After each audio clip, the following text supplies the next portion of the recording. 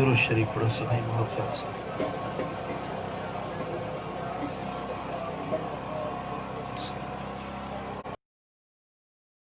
दुरूद शरीफ पढ़ो।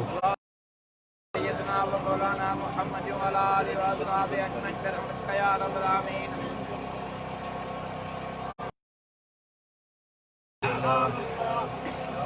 अल्हम्दुलिल्लाहि रब्बिल आलमीन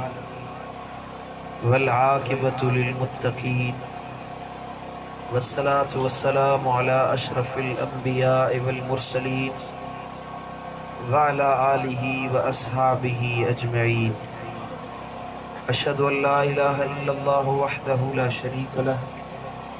व अशहदु अन्ना मुहम्मदन अब्दुहु व रसूलुहु। अम्मा बअदु फ़अऊज़ु बिल्लाहि मिनश शैतानिर लईनिर रजीम। बिस्मिल्लाहिर रहमानिर रहीम। व मिनल लैलि फ़तहज्जद बिही नाफ़िलतन लक असा अन यबअसक रब्बुका मक़ामम महमूदा। सदक़ल्लाहु मौलानल अलियुल अज़ीम। इन्नल्लाह व मलाइकतहु युसल्लूना अलन नबी या अय्युहल्लज़ीना आमनू सल्लू अलैहि व सल्लिमू तस्लीमा। मोहब्बत सां वॾे आवाज़ सां दुरूद शरीफ पढ़ो। अल्लाहुम्मा सल्लि अला सय्यिदिना व सनदिना व मौलाना व मुर्शिदिना व मुनअमिना व मअवाना व मलजाना हबीबिना मुहम्मदिन व अला आलिहि व अस्हाबिहि व अज़वाजिहि व औलादिहि व इत्रतिही व अहली बैतिही अजमईन। मुझा प्यारा दोस्तों, बुजुर्गो ऐं भाइरो, अल्लाह रब्बुल इज़्ज़त खां दुआ है रब शाल असां सभिनी खे हिदायत नसीब फरमाए। महबूब मुस्तफ़ा करीम लजपाल नबी जी ताबेदारी ऐं इताअत नसीब फरमाए। चओ आमीन। महबूबन जी इताअत में जियारे ऐं नबी जी ग़ुलामी में शल मौत अता फरमाए। अजोकी इन महफ़िल जो उन्वान आहे मीलाद मुस्तफ़ा ऐं शिफ़ाअत मुस्तफ़ा। ख़ुशि लॻे थो कोन थिया आहियो था। अल्हम्दुलिल्लाह असां सुन्नियुनि खे यकीन आहे त असांजे लाइ दुनिया आख़िरत में मेहरबान ऐं ॾुखनि दर्दनि खां निजात जो सबब ऐं छोटकारो मदीने वारे साईं जी ज़ात आहे। परेशानियूं ये ज़िंदगी जो हिस्सो आहिनि। अंजायूं मुश्किलातूं ये सभु हयातीअ जो हिस्सो आहिनि। पर मोमिन बाने जी उम्मीद अल्लाह ऐं उन जे रसूल में हूंदी आहे। वरी जो सुभान अल्लाह। अल्लाह जो क़ुरान तो फरमाए, रब जे कलाम फरमायो त कॾहिं कॾहिं ईअं थींदो आहे जो माण्हुनि खे परेशानियूं वकोड़नि थियूं त उहे ईमान वारा ॾुखनि में पइजी अल्लाह खे विसारे था वेहनि ऐं उहे मायूसियुनि जो शिकार बणिजी वेंदा आहिनि। इहो ईमान खे विसारण वारनि जी आदत आहे।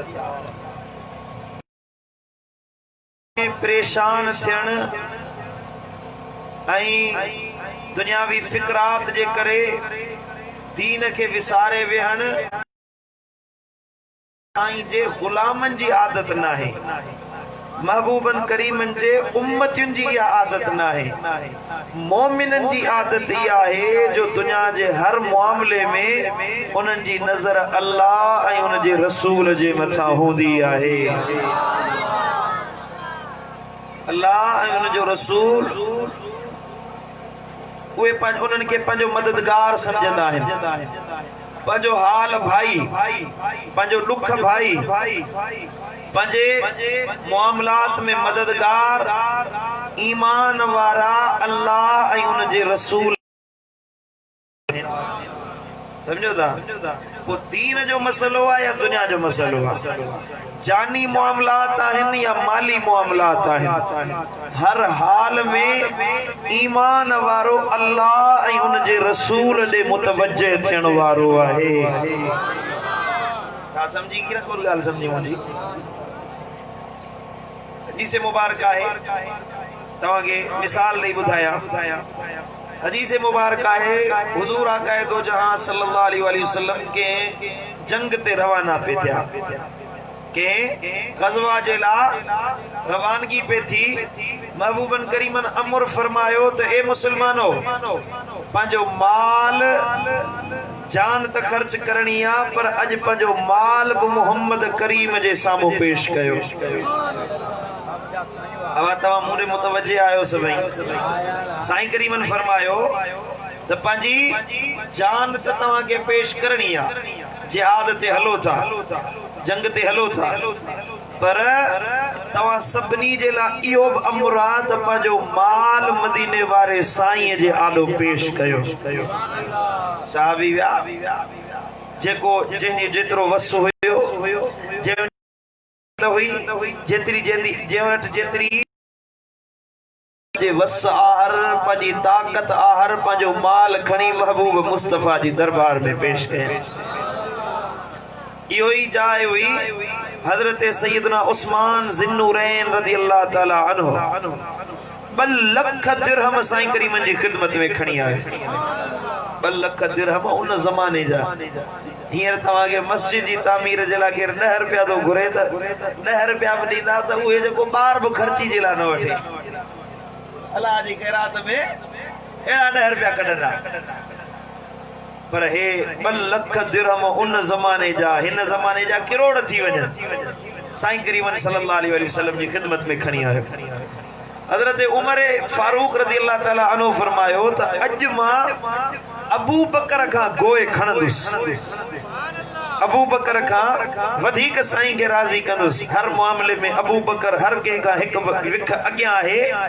अॼु अबू बकर खां वधीक माल पेश करणो आहे। उमर साईं वियो, पंहिंजे माल जो अधु हिस्सो खणी आयो। साईं करीमन पुछा के अबू बकर छा आंदो, उमर छा आंदो अथई? फारूक आज़म अर्ज़ कयो, या रसूल अल्लाह, अधु पंहिंजे माल जो बचन जे लाइ छॾे आयो आहियां ऐं अधु साईं जी खिदमत में पेश कयो। पंहिंजे माल जो, पंहिंजे मिल्कियत जो अधु हिस्सो साईं जी खिदमत में खणी आयो आहियां।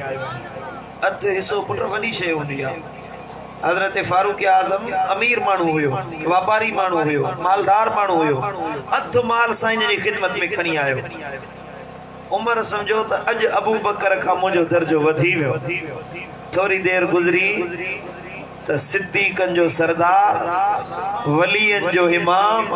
हज़रत सैयदना अबू बकर सिद्दीक़ तशरीफ़ फरमा थियो आहे। साईं करीमन जी आलो पंहिंजो माल, मिल्कियत, ज़र ज़ेवर, हर शइ साईं करीमन जी खिदमत में पेश कई। साईं करीमन फरमायो, अबू बकर छा आंदो अथई? या रसूल अल्लाह, जेको कुझु हुयो सो सभु तुंहिंजे नाले ते लुटाए छॾियो आहे। छा शइ हुई? जनरेटर आहे न, इनखे इहे पासीरो करे रखो त इहो तूं जेको आहे हेॾे न अचे, हेॾे वञे परे। किरायोसि केॾे आहे? इंतज़ामिया वारा किथे? इन जो तूं हेॾे थो अचे, इन जो मुंहुं फिरायोसि, परियां कयोसि। अबू बकर सिद्दीक़, तव्हां ध्यानु मूं ॾे ॾियो बा। सुभान अल्लाह, आशिकनि जो सरदार, मोहब्बत वारनि जो इमाम। माण्हू लैला ऐं मजनू जा किस्सा बयान कंदा आहिनि। इश्क ऐं मोहब्बत में हीर ऐं रांझे जी ॻाल्हि कंदा आहिनि। मोहब्बत में ससुई ऐं पुन्नूअ जो ज़िक्र कंदा आहिनि। पर मां चवां थो त मोहब्बत रखण वारनि जो इमाम अबू बकर सिद्दीक़ आहे। जे इश्क जी ॻाल्हि करणी आहे त अबू बकर ऐं मुस्तफ़ा करीम जी ॻाल्हि करे ॿुधाए। सुभान अल्लाह। अबू बकर सिद्दीक़, या रसूल अल्लाह, जेको कुछ हुयो सब साईं जन जी खिदमत में आंदो अथन। अबू बकर बच्चन जे ला छा छॾे आयो ही, घर वारन जे ला छा छॾे आयो ही, औलाद जे ला छा छॾे आयो ही, पांजे घर में केड़ी शे छडे आयो ही या रसूल अल्लाह बच्चन जेला अल्लाह ऐं उन जो रसूल जो नालो छडे आयो आया बाकी हर शे तुझी खिदमत में पेश करे छडी है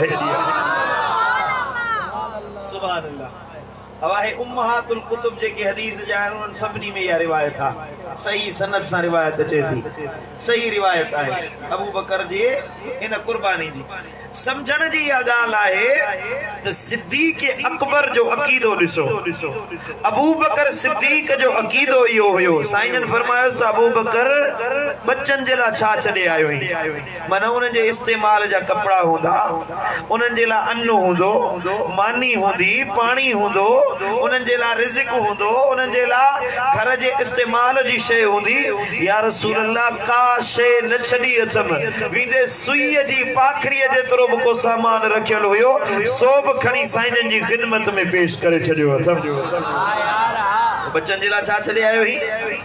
औलाद जिला छा छडे आयो या रसूल अल्लाह घर वारन जिला अल्लाह ऐं उन जो रसूल जो नालो छडे आयो है हां वरी जो सुभान अल्लाह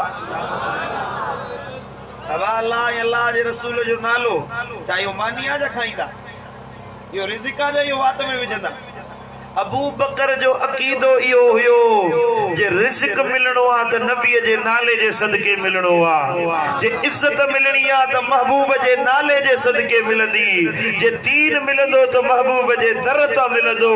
आखिरत मिलंदी त महबूब जे दर ता मिलंदी रब राज़ी थींदो जन्नत जा इनाम दींदो त महबूब मुस्तफा करीम लजपाल नबी जे सदके अता फरमाई एड़ी सुभान अल्लाह चयो जेका जनरेटर जी आवाज का वास्ते हुई वेली जे थकल हो जो त अग में बुधायो त एड़ी तकरीर कया पो सुभान अल्लाह जी सो दुआ घुरी हलिया वणो वापस वाह पाजी कीमती तकरीर ये विञाण न तो चाहे कुछ पल्ले बधी वणो कुछ दाद दियो त खबर पवे त दादू वारा सुजाग आहे पढ़ो सल्लल्लाहु अलैहि या रसूल अल्लाह अलैहि या हबीब अल्लाह सुभान अल्लाह सिद्दीक अकबर जे अकीदे जे बारे में पे तवा के बुधायो मैं तो अबू बकर जो अकीदो यो यो या रसूल अल्लाह बच्चन जेला अल्लाह उन जे रसूल जो नालो छडे आयो है इहो ही अकीदो असा सुन्नन जो अकीदो है इहो ही अकीदो अहले सुन्नत व जमात जेके या रसूल अल्लाह चवण वारा इन उनन जो अकीदो है जेके साईं के पुकारींदा इन उनन जो अकीदो इयो वा त सडड़ो कर त साईं सड बुधन बता सड वरनायन बता सुभान अल्लाह असा जो अकीदो केड़ो आ जेको मुझे मुर्शिद दिलबर साईं शेर जी सूरत में बयान कयो अल्लाह फरमाए तो जेको सारे जग जो सहारो आ वो घोट मदीने वारो जेको सारे जग जो सहारो आ वो घोट मदीने वारो सो परवर पाक जो प्यारो वो घोट मदीने वारो जेको सारे जग जो सहारो वो घोट मदीने वारो सुभान अल्लाह उम्मतीया के कंडो पेरन में लगे मुझे साईं के थी खबर पवे शेर समझी सुभान अल्लाह चो उम्मतीया के कंडो पेरन में लगे मुझे साईं के थी खबर पवे सड कर त सजण जियो जियो चवे सड कर त सजण जो जी चवे वेचारन जो चारो जेको सारे जग जो सहारो वो घोट मदीने वारो ओ मिली आदम के हुई माफी वरी दिसनू अजी कियां बेड़ी तरी मिली आदम के हुई माफी वरी दिसनू अजी कियां बेड़ी तरी इब्राहिम जी कियां बाहे ठरी इहो मुंहिंजे नबीअ जो नारो जेको सारे जग जो सहारो वो घोट मदीने वारो सुभान अल्लाह। असां सुन्नियुनि जो अक़ीदो त मुझे लजपाल नबी वट अल्लाह ताला हर शे जो इल्म अता कयो उम्मत के या खबर मुझे महबूब के या खबर तो मुझे उम्मती केड़े हाल में केड़े हाल में रहे तो दुखन में सुखन में दर्दन में मुझे महबूब के पंजे उम्मत जे हर हाल का अल्लाह वाकुफ करे छड़ियो आहे। समझो था यो असांजो अक़ीदो आहे असांजो यो अक़ीदो आहे। हज़रत सैयदना इब्न अब्बास रज़ी अल्लाह ताला अन्हु रिवायत कई ही रिवायत सुनन तिरमिज़ी में इमाम तबरानी पंहिंजे मजम कबीर में आंदी हबीबन करीमन फरमायो त अतानी रब्बी फी अहसन सूरतिन अज मोट मुझो अल्लाह वडी सुहनी सूरत में आयो हुयो दिल खोले चो सुभान अल्लाह। मौली साहब चवे तो त नबीअ के हिन कनात जे परे पासे जी खबर नाहे माज़ अल्लाह पर नबी तो फरमाए त जंहिंखे कंहिं शइ न ॾिठो कंहिं इंसान न ॾिठो कंहिं मलाइक न ॾिठो कंहिं नबीअ न ॾिठो उन अल्लाह खे बि मां पंहिंजे अखियुनि सां ॾिसी रहियो आहियां। समझण जी ॻाल्हि आहे सभिनी खां वॾो सुभान अल्लाह पढ़ो सल्लल्लाहु अलैहि या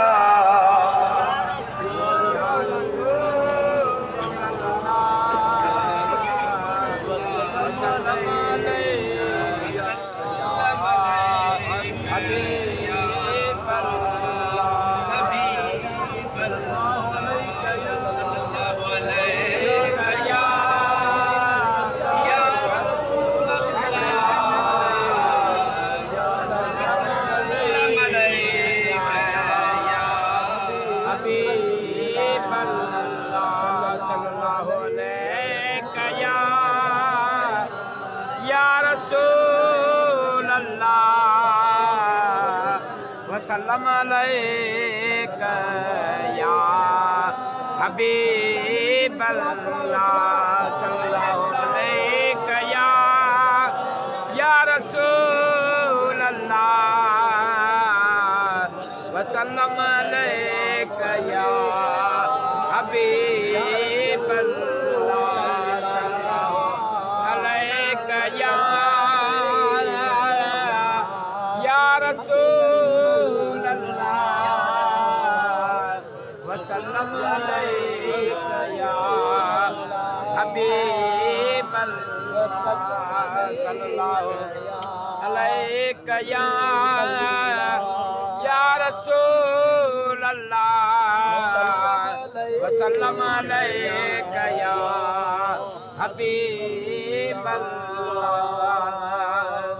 सुभान अल्लाह। लाउड जे करे ब्रेक खणाए मोजो तेसी चाहे भी पी वठा बई कम थी या डेढ़ ब कलाक दा ताके कौन छडींदो इंशाअल्लाह सुभान अल्लाह साईं करीम सल्लल्लाहु अलैहि वसल्लम फरमायो हदीस वरी हवाले से हमारी शुरुआत था कयूं सुनन तिरमिजी शरीफ में इमाम तबरानी मजम कबीर में यह हदीस आलिया जेके रिवायत करण वारो हजरत सैयदना इब्ने अब्बास आहे सुभान अल्लाह साईं करीम आया सुबह जो फजर नमाज पढ़ायन ऐं साईं करीम ने फरमायो अज रात जो सुतो पियो हुयुस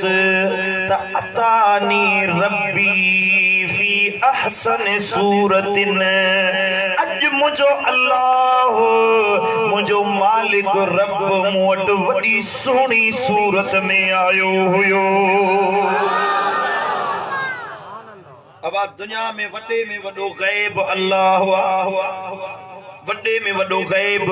रब जी ज़ात रब का वधीक बियो को गैब नहीं क्या गैब त छड्यो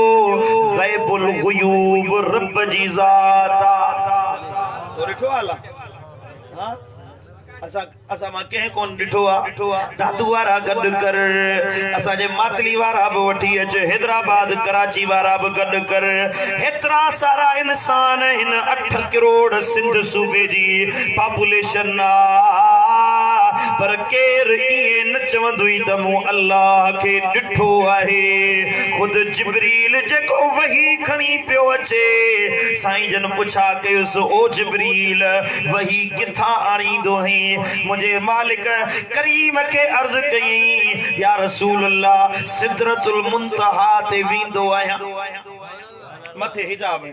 मथे नूर जा पर्दा हैं उथे वनी बिहंदो आया कुरान जी आयत नाजिल थींदी आ कुरान बुधंदो आया सो तव्हां जी खिदमत में खणींदो आया जिब्रील रब के ॾिठो अथई अल्लाह कदे ॾिठो अथई ओ मुंहिंजा महबूब रब त रब आ पर इहो जेको सिदरतुल मुंतहा खां मथे जेको रब जे नूर जो पर्दो आ इतां वार बराबर मथे वञा त मां जिब्रील सड़ी वेंदुसि मुंहिंजा नूरानी पर जली वेंदा पर जिब्रील न ॾिठो हेॾा मूसा कलीमुल्लाह अर्ज़ पे कई रब अरनी अनज़ुर इलई हिजाब हटा मौला रब फरमाए न ॾिसी सघंदे हिकड़ी नंढड़ी झलक ॾिठई फकर मूसा सइका बेहोश थी ज़मीन ते तशरीफ फरमा थी विया हिकड़ी झलक न ॾिसी सघियो हे मूसा कलीमुल्लाह हुयो सुभान अल्लाह ये नबी हुया हे वली हुया हे रसूल हुया हे पैगंबर हे मलाइक छा नबी छा फरिश्ता छा मलाइक खुद मलाइक जो सरदार मीकाईल जिब्राईल इसराफील इज़राइल एदा वडा उलुल अज़म मलाइक से चवन था रब न ॾिठो सी पर वाह वाह शान तुझे मुझे नबी जो वाह वाह मकाम ज़हरा जे बाबे जो वाह वाह मकाम वाह अख मुझे नबी जी जो हबीब ता फरमाइन अतानी रब्बी फी अहसन सूरतिन जो आयो तो ॾाढो सुहिणो हुयो हा यार हा नची सुभान अल्लाह असां केर पुछा करे तव्हां रब ॾिठो असां चवंदा असां न ॾिठो आहे असांजे महबूब ॾिठो आहे असांजे यार ॾिठो आहे दिलदार ॾिठो आहे असांजे मुस्तफ़ा ॾिठो आहे सुभान अल्लाह हबीबा कीअं ॾिठुई अल्लाह के कीअं ॾिठुई महबूब फरमायो फी अहसन सूरतिन रब के जो ॾिठुम त मुंहिंजो अल्लाह ॾाढो सुहिणो हुयो एड़ो सुहिणो हुयो जो हुस्न खत्म थी वञनि जमाल खत्म थी वञनि हे रनायूं हे हुस्न हे जमाल जे अल्लाह ठाहिया आहिनि हे तुंहिंजे साईं मुझा कहकशाउन जा रंग जे भरिया हिन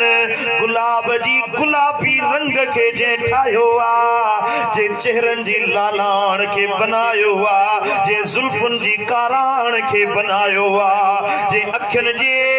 चमक के बनायो आ जे पेशानन जे नूर के ठायो आ जे हुस्न के दिसी इंसान जो अखियूं चुंधाई थी जो वञन शर्माए जी थियूं वञन अखियूं हुस्न के दिसी न थियूं सघन हे ज़मीन जा हुस्न रब ठाया हिन अल्लाह ठाया हिन जे अल्लाह हे हुस्न तखलीक कया दादू वरा बुधा त वो अल्लाह पाण केॾो सुहिणो हूंदो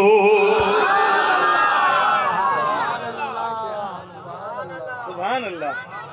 वाह जमाल मुझे अल्लाह जो हिते को नथो ॾिसी सघे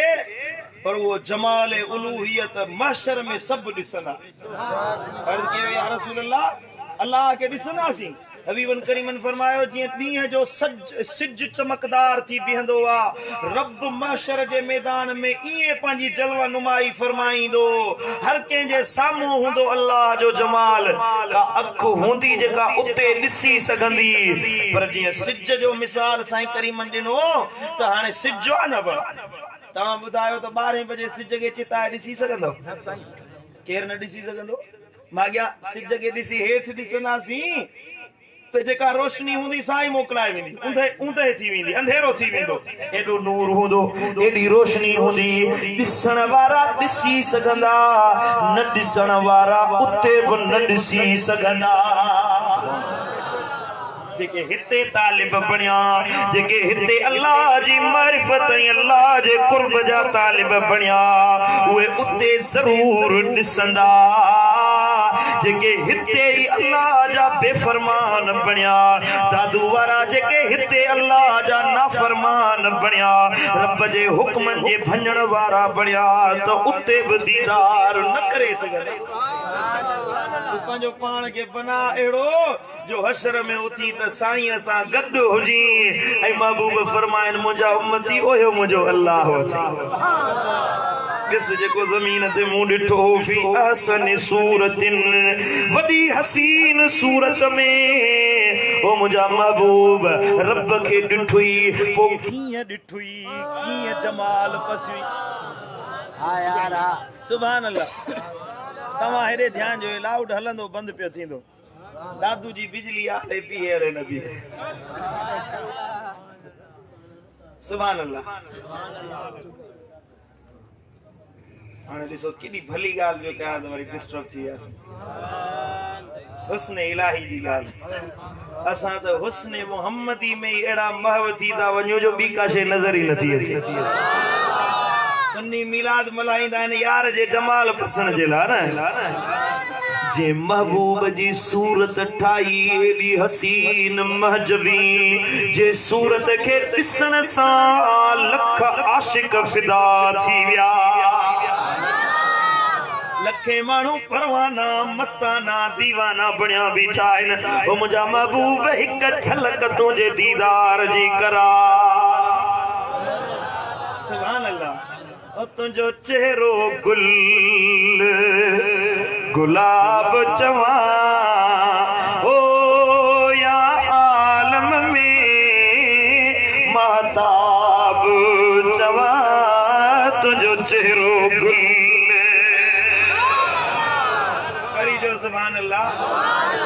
यो सागियो मफ्तून वरी बी जगह ते तो चवे ओ तुझे जुल्फ जे बंद कमंद विधा ओ जिंदान हज़ारे मान रुगो तुझे जुल्फ जे बंद कमंद विधा तुझे जुल्फ जे बंद कमंद विधा अला जिंदान हज़ारे मान रुगो तुझे शाही दस्तर ख्वान मथे मेहमान हजारे मान रुगो तुझे शाही दस्तर ख्वान मथे ऐ मेहमान हजारे न रुगो तुझे जुल्फ जे बंद। अदा हेॾे ॾिसो यार, सुभान अल्लाह सुभान अल्लाह, कमाल हुस्न मुहम्मदिया। जे इहो ज़िक्र कयां त रातियुनि जूं रातियूं गुज़री वञनि। इहो रुगी हुस्न मुहम्मदी जी ॻाल्हि कयां, हे मुझे साम्हूं ई किताब खुलियो पिया जो 100 हदीसूं बयान करे वञा, महबूब जे हुस्न जी ॻाल्हि पूरी न थींदी। वरी जो सुभान अल्लाह। हाणे अंदाज़ो लगायो, जे रब एड़ो हुस्न मुहम्मदी पैदा कयो सल्लल्लाहु अलैहि वसल्लम, वो अल्लाह पाण केॾो हसीन हूंदो। उन अल्लाह जा तालिब घणा, उन मालिक जे दीदार खे ॾिसण जे लाइ मुश्ताक घणा, पर ज़मीन ते दीदार थियो आ त हिक मदीने वारे साईं खे थियो आहे। उहा अख कंहिंजे मथे में नाहे जेका हुस्न इलाही जा परतव पसी सघे, या अख मुझे लजपाल नबीअ जी आ, उहे कारियूं कजलियूं अखियूं मुझे मुस्तफा जूं हिन, जिनजे साम्हूं ॿियूं त शयूं ओझल न आहिनि, ख़ुद इलाही हुस्न बि अल्लाह जे हबीब खां पोशीदा नाहे। सुभान अल्लाह। तूं चवी थो त महबूबन करीमन सल्लल्लाहु अलैहि वसल्लम खे कंहिं शइ जी ख़बर न आहे? मुझे महबूब के त अल्लाह हर शइ जो इल्म ॾिनो आहे। मिलादिन के झली थो त साईं खे सॾड़ा न कयो, या रसूल अल्लाह न चओ, पर मिठा बुध तफरीक पैदा न कर। मुझो लजपाल नबी मोहम्मद मुस्तफा करीम वस वारो आ, नेण खणी निहारे त अर्शे पो अल्लाह ताईं का शइ मुझे नबीअ जे अखियुनि खां ओझल नाहे। कुरान पढ़ी ॿुधाए भला, या सुनन तिरमिज़ी जी हदीस पोधा पढ़ूं, अवल तोखे कुरान ॿुधाया। अल्लाह जे कुरान फरमायो, रब जो कलाम तो फरमाए, मुझा महबूब वतरल मलाइकत हाफीन मिन हौलिल अर्श युसब्बिहून बिहम्द रब्बिहिम। ओ मुझा महबूब जेके अर्श जे चौधारी मलाइक बीठा आहिनि, अर्श जे चौधारी जेके रब जा फरिश्ता बीठा आहिनि, ओ मुझा हबीब ॾिस त कीअं न उहे अल्लाह जे मथां हमदो सना बयान करे रहिया आहिनि। ए कुरान आ। मौलवी चवे थो नबीअ खे भित जे परे पासे जी ख़बर न आहे। अब ये सभई रखे जन हिकिड़ो दफ़ो। तव्हांजा पैसा नथा खपनि, तव्हां मुंहिंजी ॻाल्हि ॿुधो गौर सां। मुंहिंजा पैसा, तव्हांजा पैसा मूंखे न खपनि। अल्हम्दुलिल्लाह, अल्लाह तव्हांखे गंज ॾेई छॾींदो, अल्लाह कंदो, अल्लाह रब अञा वधाईंदो। पैसा न खपनि, मुंहिंजे यार जी ॻाल्हि ॿुधो अॼु, मुंहिंजे महबूब जो शान अॼु तव्हांखे ॿुधायां। पढ़ो सल्लल्लाहु अलैहि या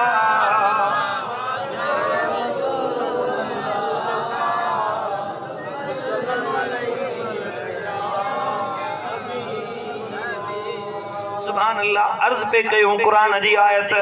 सूरत ज़ुमर जी या आखिरी आयत। रब फरमायो वतरल मलाइकत, ओ मुझा महबूब तू मलाइकन के ॾिसी रहियो आहीं। तरा फेल मुजारे मुखातब जो सीगो आ, जंहिंमें हाज़ुर जी माना बि हूंदी आ, मुस्तक़बिल जी बि माना हूंदी आ। मतलब इहो निकतो वतरल मलाइक, ओ मुंहिंजा महबूब तू हींअर बि मलाइकन खे ॾिसी थो त इहो सिलसिलो ॾिसण जो ख़त्म नाहे थियो। क़ुरान जीअं क़यामत ताईं जे मुस्लमाननि जे लाइ उहो हुक्म क़ुरान जो मनसूख न थियो आ, हमेशा रहंदो सिलसिला बसिलसिला इंसानी हयात ताई बाकी रहंदो जैसी कुरान आहे तेसी क़यामत कायम न थींदी मतलब इहो निकतो त क़यामत ताई कुरान जो हुक्म हलंदड़ हूंदो त मञणो पवंदो नबी जी निगाह माज़अल्लाह वफ़ात अक़दस खां पोइ ख़त्म नाहे थी वई तरल मलाइका महबूब जी नज़र मलाइका खे क़यामत ताईं ॾिसी रही आहे वरी जो सुभान अल्लाह ये ना है तो मजार में हलिया व्या बरज़ख में हलिया व्या पर्दन पोया हलिया व्या हिजाब अची व्या ज़मीन जा तह जमी व्या हाणे नज़र नथी पवे हे कुरान जो फ़लसफ़ो तो ॿुधाए दादू वारा मुंहिंजो महबूब हाफ़ीन मिन हौलिल अर्श जेके मलाइका उन चौधारी अर्श जे फिरन पिया युसब्बिहून बिहम्दि रब्बिहिम अल्लाह जी तस्बीह पिया पढ़न रब जी हमद पिया पढ़न मुंहिंजो महबूब अजब उन्हनि खे ॾिसी रहियो आहे समझण जी ॻाल्हि जे अर्श जा मलाइका अॼु बि मुंहिंजे नबीअ खां ओझल नाहिनि त हे मरखपुर जा आशिक हे दादूअ जा परवाना मदीने पाक खां परे नाहिनि जे मुंहिंजो महबूब रोज़े पाक मां नज़र खणी नेण खणी निहारे ॾिसे असांजो अक़ीदो आहे त हे पहाड़ हे जबल हे नदियूं हे नाला हे जेके दादू का मदीने ताई विच में मुफासिला आहिनि ये रुकावटूं नबीअ जे लाइ न आहिनि नज़र कंदा आहिनि ॾिसी वठंदा आहिनि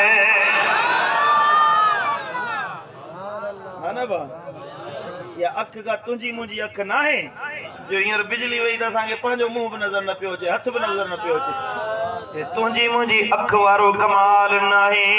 हे नबीअ जी अख आहे मुंहिंजे लजपाल नबीअ जी नज़र आहे जे नज़र खे अल्लाह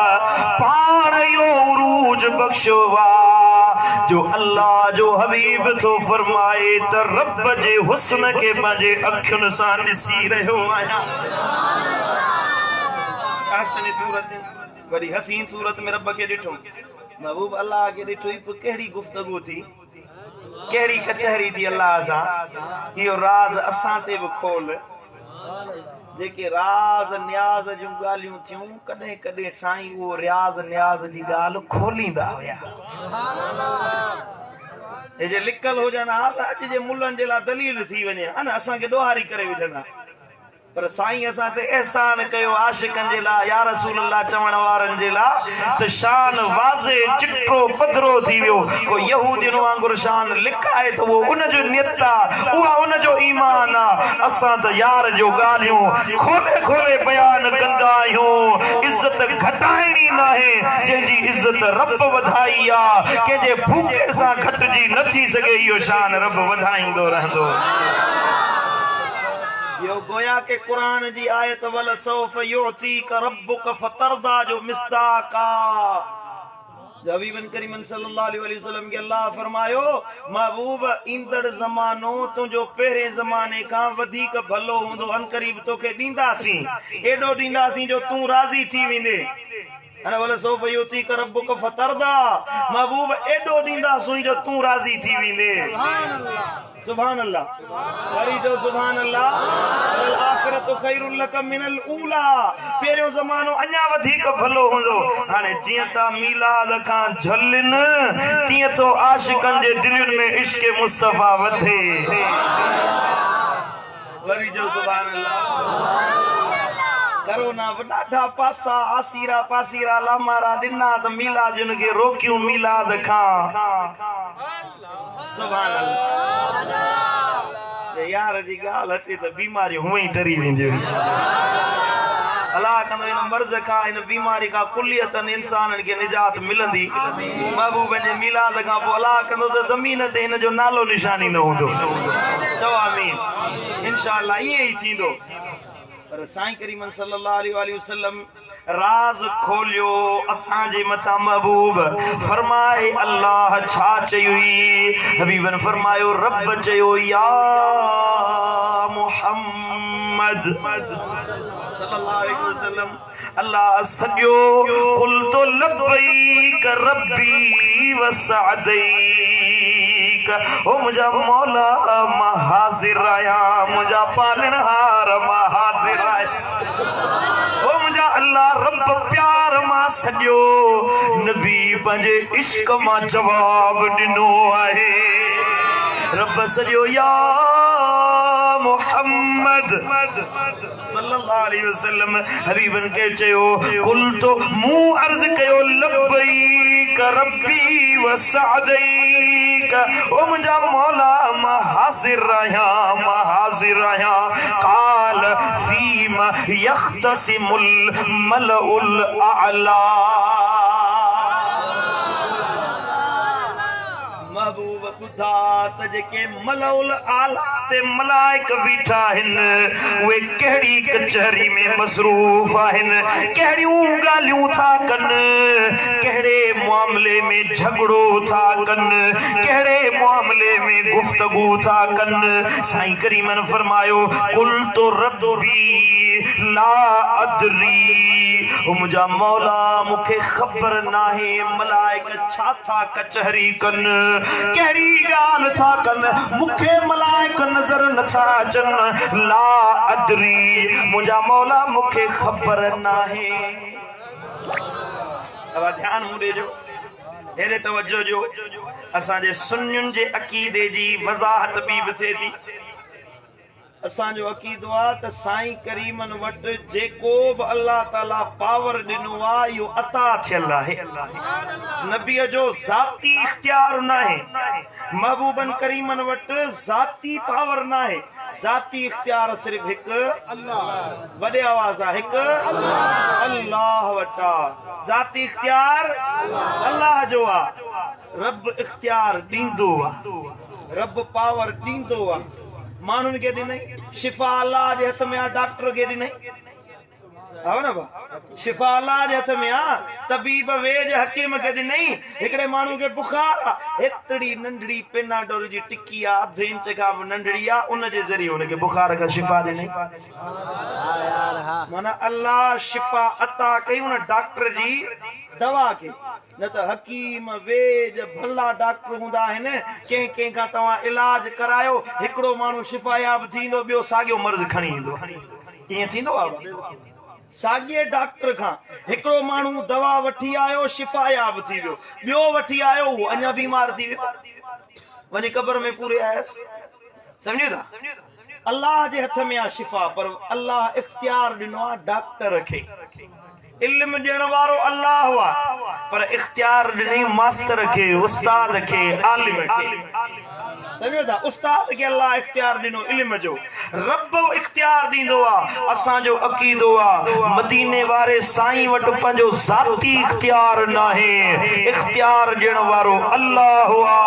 पर सम्झण जी ॻाल्हि आहे त अल्लाह ताला हर कंहिंखे इख्तियार उन जी मर्ज़ी सां ॾिनो आहे डॉक्टरनि खे इख्तियार शिफ़ा जो ॾिनई इल्म वारनि खे इल्म जो इख्तियार ॾिनई अखलाक वारनि खे अखलाक जो इल्म जो इख्तियार ॾिनई ॿुधा जे रब पंहिंजे महबूब खे इख्तियार ॾिनो हूंदो जंहिंसां मुहबत कई जंहिंखे दीदार कराई उन मुस्तफ़ा खे केॾो इख्तियार ॾिनो हूंदई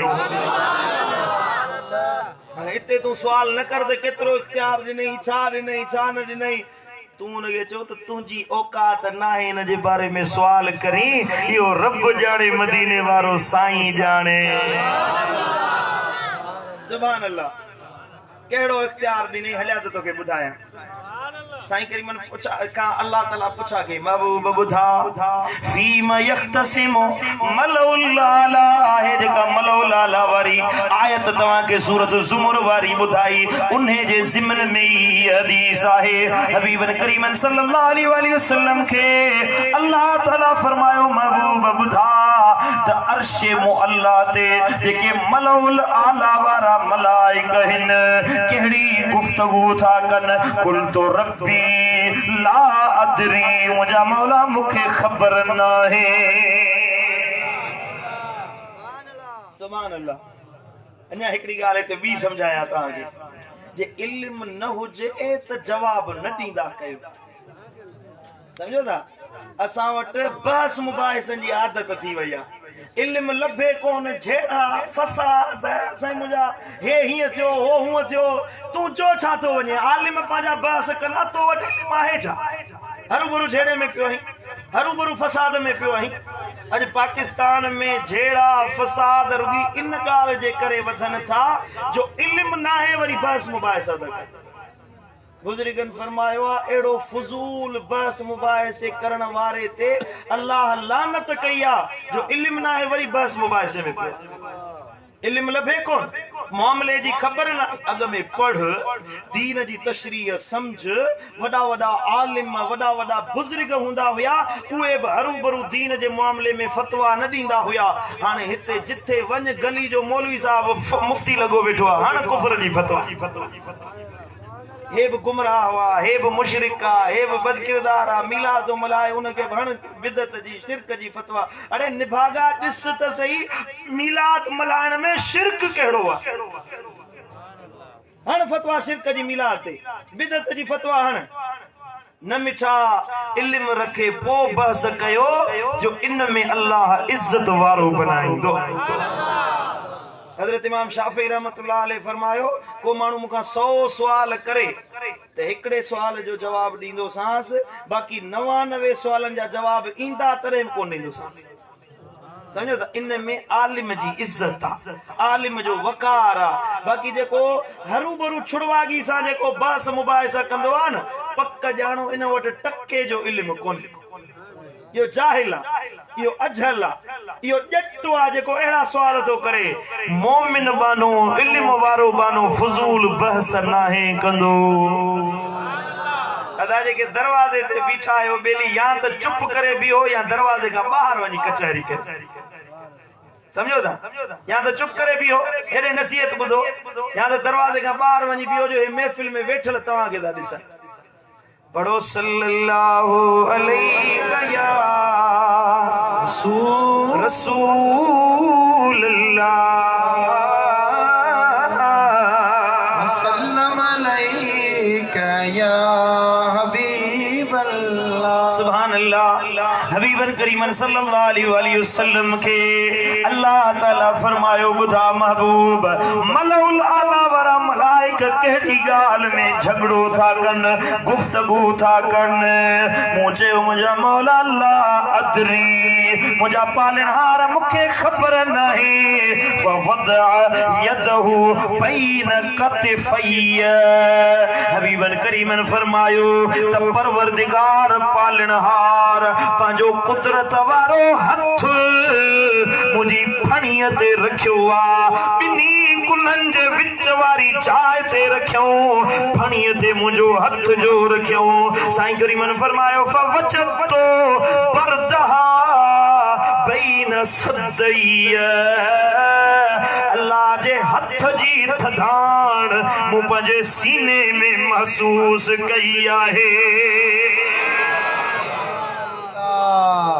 सुभान अल्लाह। रब पुठीअ ते हथ रखियो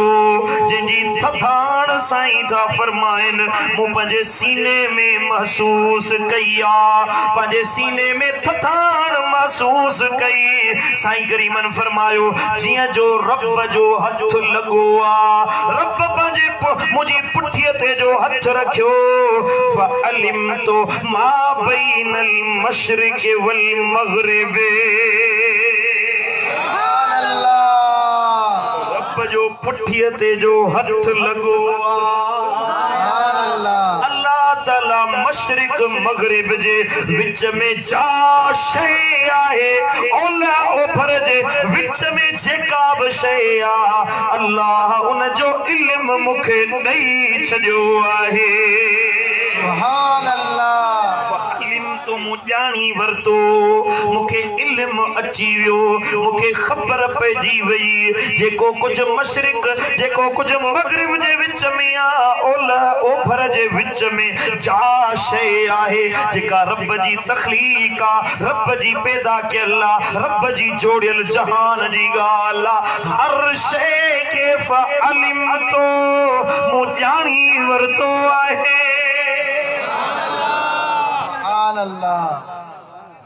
और असां ॿुधण जी ॻाल्हि आहे वाह सही सनद सां हदीस आहे ऐं इमाम तिरमिज़ी रहमतुल्लाह अलैहि इन हदीस खे फरमायो आहे हाज़ा हदीसुन हसनुन सहीहुन हीअ हदीस हसन बि आहे सही बि आहे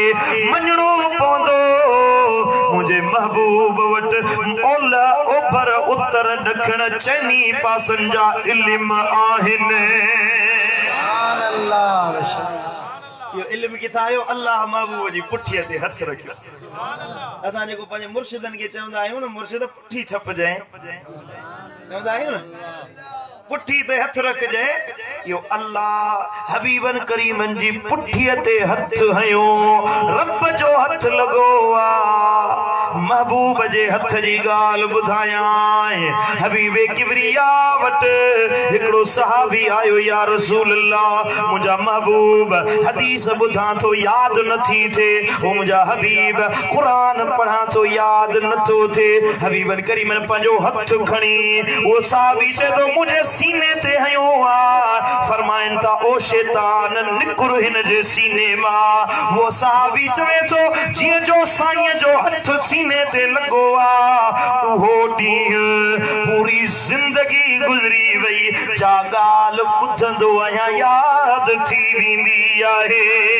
सुभान अल्लाह विसरंदी नाहे क़ुरान खे पढ़ंदो हुयुसि हिकिड़ो सीपारो 5 सालनि ताईं यादि न थियो हेॾा साईं जो हथ लॻो आहे हीअं पढ़ंदो थो वञा क़ुरान यादि थींदो थो वञे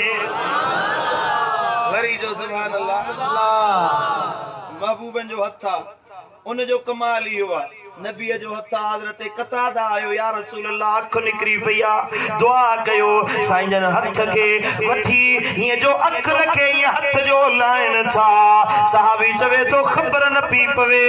त अख निकिती सॼी हुई या खंबी हुई का ख़बर नाहे नबीअ जो हथ लॻो आहे दोडो निकतल आहे सही सलामत थी वियो आहे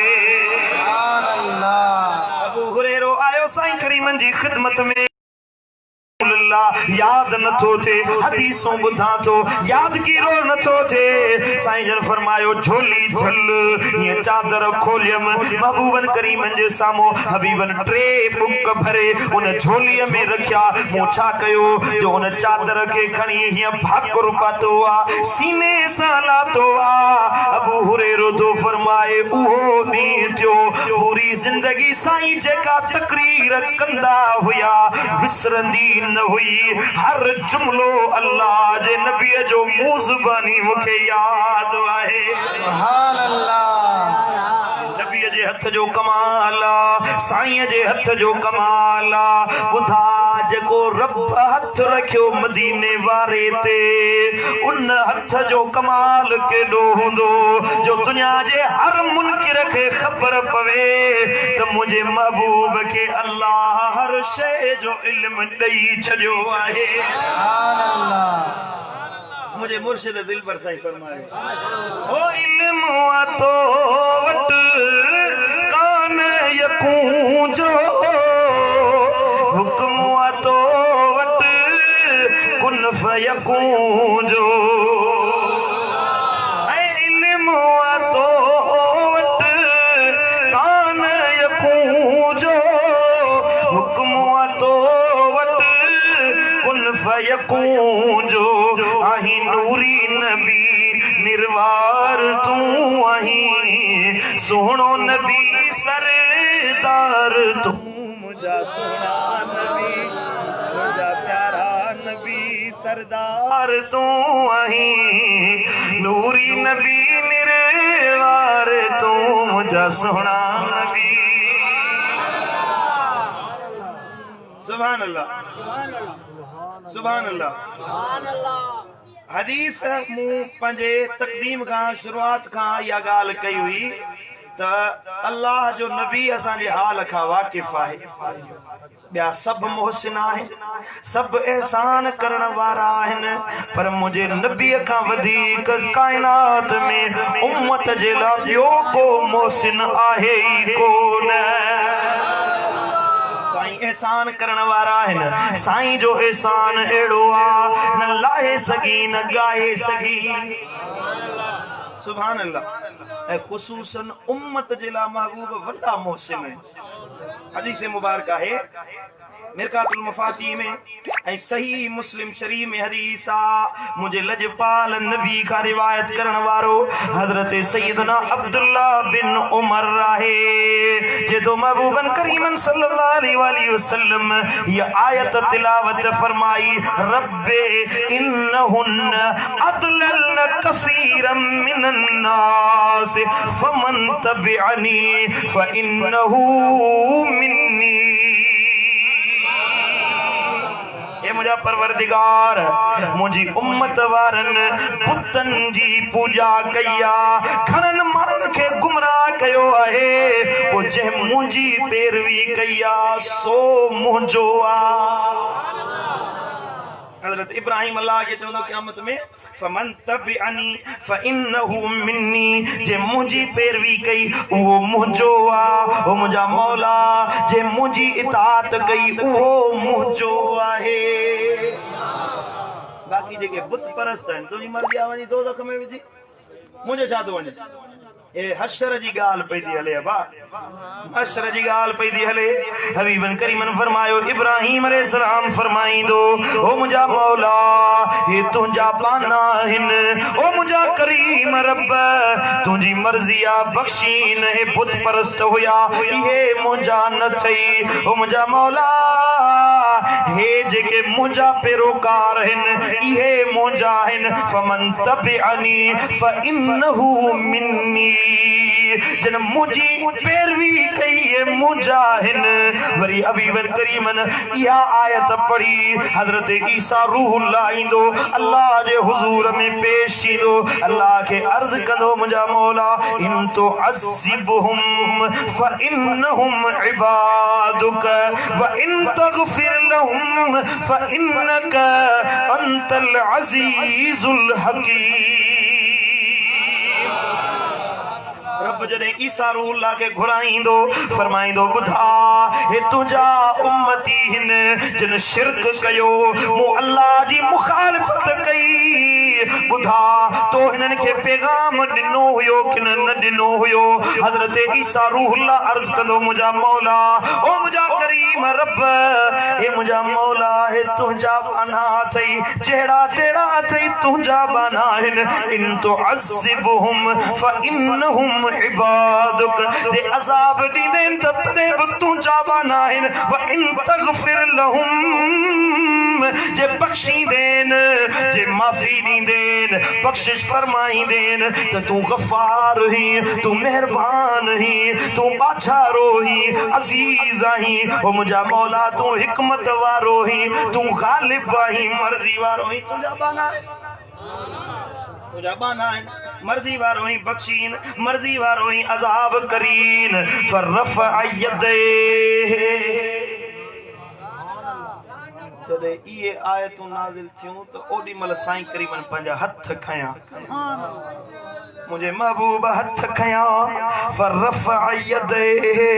वक़ाल अल्लाहुम्मा उम्मती उम्मती वबक़ा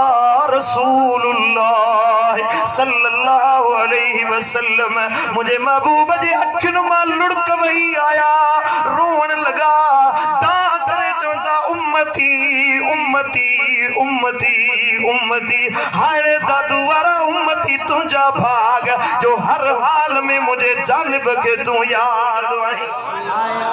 अज रात जो सुमी तो खबर नथी पवई तो फजर कज़ा थी वने तुझी अख नथी खुले ॾींहं जो सॼो ॾींहुं कमनि में मसरूफ़ ही मुंहिंजे नबीअ जो नालो तोखे यादि नथो बीहे साईं जो फरमान तोखे यादि नथो बीहे पर तो त विसारे छॾियो ओ हसनैन जो नालो कॾहिं तोखे नथो विसारे हर हाल में वो अर्श ते वियो मूसा कलीमुल्लाह के माण्हू न्यापो ॾींदा हुया ओ मूसा दूर ते वञी तो रब खे पैगाम ॾिजांइ हज़रत मूसा कलीमुल्लाह गुफ्तगू में उन्हनि जा न्यापा विसरी वेंदा हुयसि अल्लाह यादगिरो ॾियारींदो हुयो ओ मूसा फलाणे जो पैगाम ॾे हे मूसा कलीमुल्लाह या हो मोहम्मद मुस्तफा हबीबुल्लाह या जॾहिं अर्श ते पहुता अखियूं अखियुनि सां मिलियूं दीदारे इलाही में महव थियो हबीबन फरमायो रब चयो घुर त ॼाए मुंहिंजा मौला ॿियो कुझु न घुर्जे उम्मती उम्मती उम्मती उम्मती ए मुझा मौला मुझी उम्मत के माफ फरमाव बका हबीब रोन लगा फकाल अल्लाह अज़्ज़ व जल्ल या जिब्रील इज़हब इला मुहम्मदिन सल्लल्लाहु अलैहि वसल्लम व रब्बुक आलमु फसलहु मा युबकीक अल्लाह जिब्रील के मोकलियो जिब्रील वञ मुंहिंजो महबूब रोए थो ओ जिब्रील वञ मुंहिंजो हबीब रोए थो मुझे लजपाल नबी जे अखियुनि में लुढ़क वही आया आहिनि मूं अल्लाह खां बर्दाश्त नथो थे ओ जिब्रील वञ मुंहिंजे हबीब खे चओ त रब ॼाणे थो ओ मुंहिंजा महबूब व मा युबकीक हबीब तोखे कहिड़ी शइ रोआरियो आहे फअताहु जिब्रील अलैहि सलातु व सलाम फसअलहु अचे पुछा कई जिब्रील या रसूल अल्लाह छो रुना आयो फअखबरहु रसूल नबी सुने फरमायो ओ जिब्रील नबियन जो जिक्र पढ़ियुम अल्लाह ताला उनजी उम्मतन के जहन्नम में उछलाईंदो उहे भी चुप थी वेंदा जवाब न ॾींदा रब जी हेकड़ाई हूंदी ओ मुंहिंजा ओ जिब्रील मां रोआं थो मुंहिंजी उम्मत जो हले छा थींदो मुंहिंजी उम्मत जी माफ़ी थींदी हले न वहु आलम रब ॼाणे थो खबर वठी ॿुधा त मुझे अल्लाह मुंहिंजी उम्मत जे लाइ छा फ़ैसिलो कयो आहे फ़क़ाल अल्लाह या जिब्रील इज़हब इला मुहम्मद ओ जिब्रील वञ मुझे महबूब दे न्यापो खणी फकुल इन्ना सनुर्दीक फी उम्मतिक वला नसूक ओ मुझा महबूब दिलगीर नथी दुखारो नथी असां तुंहिंजे उम्मत जे मामले में तोखे राज़ी करे छॾींदासीं छा कंदासीं अबा छा कंदासीं सभु ॿुधायो छा कंदासीं सनुर्दीक अनकरीब तुंहिंजे उम्मत जे मामले में तोखे राज़ी करे छॾींदासीं सुभान अल्लाह महबूब ॾुखारो न थी तोखे ॾुखारो न कंदासीं जीअं तूं चवंदे मां अल्लाह उहे करे ॾेखारींदुसि वरी चओ सुभान अल्लाह जान खे ख़बर पवे त मदीने वारे साईं जो दर्जो छा आहे महबूब जो मकाम चाहे महबूब जो मकाम इज्जत रिफ़त अल्लाह वटि कहिड़ी आहे जो साईं करीमन सल्लल्लाहु अलैहि वसल्लम फरमायो त मूंखे अल्लाह इख्तियार ॾींदो ज़मीन जो इख्तियार ॾिठई ज़मीन ते वेही अर्शे मुअल्ला बि ओझल न आहे इहो इख्तियार हिते ख़तम न थी वेंदो दादू वारा हाणे थको ई अचे हा कलाक पूरो थी वियो आहे हाणे थको ई अचे हिकिड़ी हदीस ॿुधायां हिकिड़ी हदीस अहिड़े ध्यान सुभान अल्लाह हज़रत सय्यदुना इमरान बिन हुसैन रदियल्लाहु ताला अन्हु राविया। ये हदीस बुखारी शरीफ में, सुनन अबू दाऊद शरीफ में, मुस्नद अहमद बिन हंबल में, इमाम तबरानी पंजे माजम औसत में आंदिया। हजरत इमरान बिन हुसैन तो फरमाए त महबूबन करीमन फरमायो काला यखरुजु कौमुम मिनन नार बिशफाअत मुहम्मदिन सल्लल्लाहु अलैहि वसल्लम। हिकड़ी अहिड़ी क़ौम हूंदी जेका पंहिंजे अमलन जे करे दोज़ख में उछलाई वेंदी, बदकिरदारी जे करे, बेहयाई जे कम जे करे दोज़ख में वञी पवंदा। या उन्हनि जूं रड़ियूं हूंदियूं, दाहूं हूंदियूं। साईं करीमन फरमायो त हीअं हिकिड़े दफ़े हबीबन फरमायो हींअर मूं ॿुधो जहन्नम जी बाहि में जन खे जलायो थो वञे, उन्हनि जूं रड़ियूं मां हिते ॿुधी रहियो आहियां। साईं करीमन फरमायो मूं ॾिठो आहे, तव्हां न ॾिठो आहे। जे दोज़ख तव्हां ॾिसो त शहरनि मां निकिरी झंगलनि में वञी रहो, वणनि जा पन खाई गुज़ारो कयो। तव्हां अल्लाह जी बेफ़रमानी तव्हां खां विसरी वञे जो जहन्नम जो अज़ाब एॾो ॾाढो सख़्तु अज़ाब आहे। ओ गुनाह करण वारा, ओ दादू में ॾाढ मुर्सी करण वारा, अल्लाह जी बेफरमानी करण वारा, याद रखजे पुट अल्लाह जी कहारी कोर्ट में पेश थियणो अथई। हिते त पुलिस खां जान छॾाए थो वञी, रिश्वत ॾेई जजनि खे पैसा खाराए पंहिंजे हक़ में फैसला वठी थो वञी, पर रब वटि नाइंसाफ़ी नाहे। जॾहिं जहन्नम जा गट गिचीअ में पवंदई, अमुर थींदो खुज़ूहो फखुल्लूहो, पकड़ियोन जकड़ियोन, सुम्मल जहीम सल्लूहो, ऊंधे मुंहुं जहन्नम जे खड्ड में वञी इन्हनि खे उछलायो। उते को मददगार न हूंदई, उते को साथी न हूंदई। मुंहिंजा अदा जे चाही तो त जहन्नम खां निजात मिले त अॼु साईं जी गुलामी इख्तियार कर। महबूब मेहरबान आहे, पर जे अज़ाब में पवंदे त उते बि हली ईंदा जहन्नम जी बाहि में। हे उन्हनि जी ॻाल्हि थी हले जेके बदअमलियूं करे विया, जहन्नम में वञी किरिया, त अल्लाह जे हबीब फरमायो यखरुजु कौमुम मिनन नार बिशिफाअत मुहम्मदिन सल्लल्लाहु अलैहि वसल्लम। उन्हनि खे अल्लाह जहन्नम मां कढंदो महबूब जी शिफाअत जे करे। यदखुलूनल जन्नत, जन्नत में बि वेंदा, जन्नत मां दोज़ख मां निकिरी जन्नत में वेंदा। उन्हनि जी बद आमालियुनि जे करे, उन्हनि बदकिरदारियुनि जे करे युसम्मूनल जहन्नमीयीन, जन्नत में वेंदा त उन्हनि खे इहो नालो हूंदो हे जहन्नमी आहे। बेहयाई जे कम करण वारा जन्नत मिलंदई त उते जन्नत वारा चवंदा, जन्नत वारा उन्हनि खे उन नाले सां न सॾींदा, बल्कि युसम्मूनल जहन्नमीयीन, उन्हनि खे चवंदा इहे जहन्नमी अथव, ओ इहे जहन्नमी पिया था वञनि, इहे दोज़खी आहिनि। इहे जन अल्लाह जी बेफरमानी कई, माना जन्नत में अचण खां बाद में अज़ाब में हूंदा। वरी हिकिड़ो दफ़ो रोई अचे साईं करीम जी ख़िदमत में अर्ज़ कंदा, या रसूल अल्लाह बराबर अज़ाबनि जा हक़दार बणियासीं, पर तुंहिंजे सदके अल्लाह माफ़ी ॾिनी आहे। हबीब हाणे इनायत कयो जो इहो नालो असांखां हटरा आहे, जहन्नम जो लफ़्ज़ हटरा। साईं दुआ घुरंदा, अल्लाह जे तरफ़ां इल्हाम थींदो त इन्हनि जे दिलनि मां इहो लफ़्ज़ जहन्नमीयीन मेसारे छॾियो, इन्हनि खे बि अॼु खां पोइ जन्नती कोठियो वेंदो। पर ये बदअमलियूं तोखे वरी बि दोज़ख में वठी वेंदियूं।